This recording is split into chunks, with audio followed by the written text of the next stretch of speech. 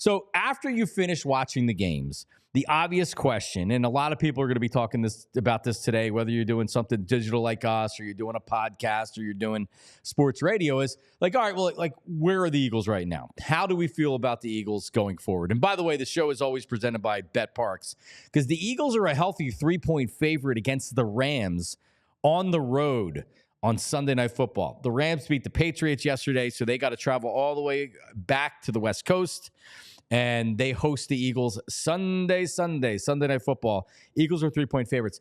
So, like, how do we feel about the Eagles right now? And so the first thing you do is you say, like, okay, how is the team playing? And then what does the rest of the NFL look like? What does the rest of the conference look like, right? And if you've been watching the Detroit Lions recently, man, they are rolling. They put up 7 straight touchdowns yesterday against the Jacksonville Jags. And poor Doug. Doug's going to get whacked here probably later today, because giving up 7 straight touchdowns, was it 52-6? Was the final. And he's been teetering on getting whacked as it is. They have a bye week. The Jags go into a bye week. Maybe he doesn't get whacked, but it seemed like it was setting up. I know, I think Rap Sheet had put out there that this game and the competitiveness of this game could determine Doug Peterson's future. So if you're using that barometer, he's surely to get whacked. But the Lions are rolling right now, right? So it had me thinking, we're through week 11 in the NFL right now. So, like, how you're playing after week 11, is that a good measuring stick for where you're going to be at the end of the season? So in other words, if you're playing your best football right now, is this something that, A, you can sustain until you're playing in the playoffs, and B, is that a good thing?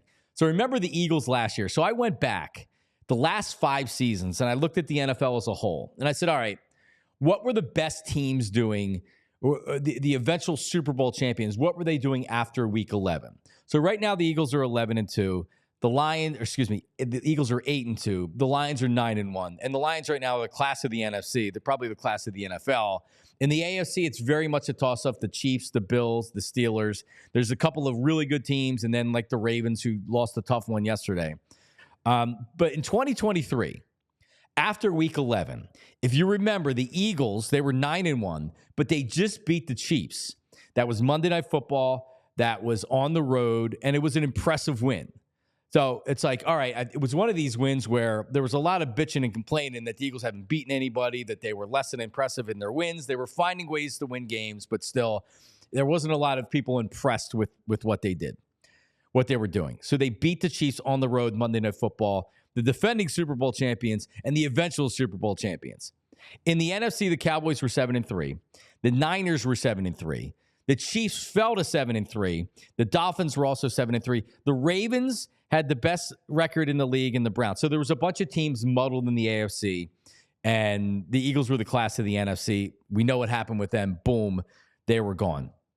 2022, so the Niners were 7-3. The Niners eventually went to the Super Bowl. So they were right there, kind of not the best team in the NFL, but they were in that elite tier. In 2022, after week 11, the Eagles beat the Colts 17-16 to improve to 9-1. So 2 straight seasons at 9-1. But this was the start. If you remember this game, this was the game where at the end, Jalen Hurts essentially just ran the ball down the field on the final drive to get the game winner. He wasn't throwing it. The offense was not working. They could not get anything going. And he more or less said on the final drive, like, all right, I'm just going to have to put this team on my back and win. And he kind of was scrambling and running, and he went down and they scored and they won. But that started a great streak where after that game, they scored 40 against the Packers, 35 against the Titans, 48 against the Giants, 34 against the Cowboys, and 25 against the Bears.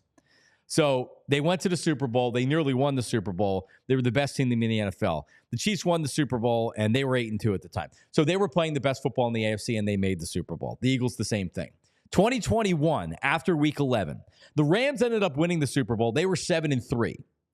The Niners played in the NFC Championship game that year. They were just 5-5, so they were going to go on a hot streak. Packers had 8 wins. They were bounced early. The Bengals were in the Super Bowl. They lost, but they were 6-4. So the 2 teams in the Super Bowl, or the two among the Final Four, were the Bengals 6-4, and the Niners 5-5, not playing great football. The Bucs won after 2020, after Week 11. The Bucs won the Super Bowl, and they were only 7-4 at the time. The Saints had the best record at 8-2. The Packers were 7-3. So I guess my point is, after looking at the last 5 years, you really want to be playing your best football starting pretty much right now. And it makes me feel very confident as an Eagle fan that we're in a really, really good spot.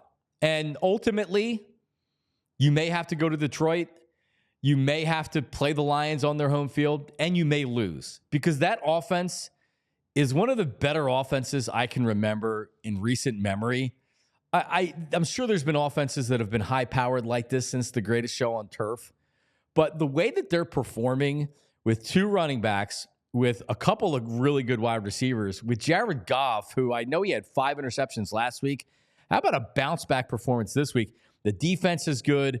Their offense isn't just about the players. The scheme is good. Their offense coordinator, Ben Johnson, should have a more than looks this offseason for a head coaching job. He should get the pick of whatever job he wants. That offense looks amazing, and it's more than the players. But the Lions are really, really going to be a tough test. A lot of time left, though.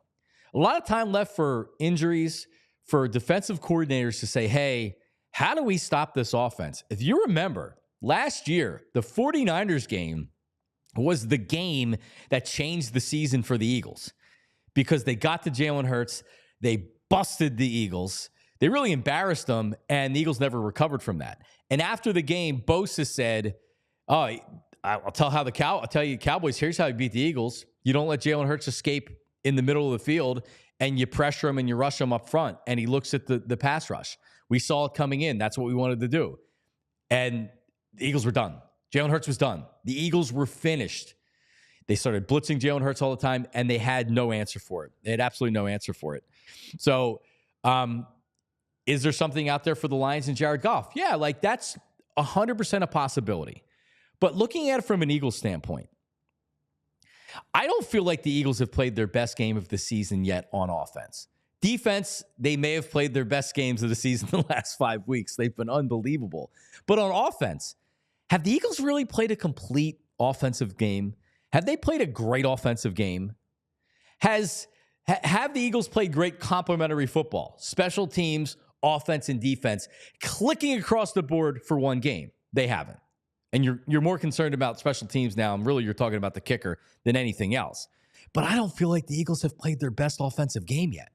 And they're just in the midst of figuring out what they are offensively. Since the bye week, Tim McManus put out a story that a couple of the Eagles offensive linemen, Landon Dickerson, I think Jordan Mailata, Lane Johnson, were involved.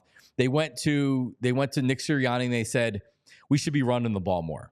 And since then, since the bye week, they're averaging 23% more rushing yards a game than before the bye week. It's been a conscious effort to run the football. And even when it's not successful, they keep going back to it, and they keep going back to it. And what you've seen in recent weeks is it may not be working in the first half, but it works in the second half.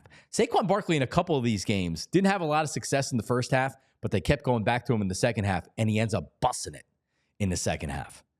So the Eagles offense hasn't played their best game yet. And that's exciting, because when it clicks, and they do, this could be the offense that we talked about all offseason long.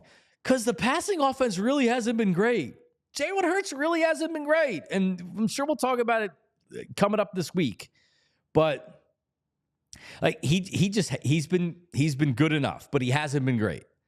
So I am very much in the feeling very good, confident mode about the Eagles right now, because they've played well. Their defense has played great. I don't think their offense has played particularly well. And they can get better from here. There's too much talent in this offense not to.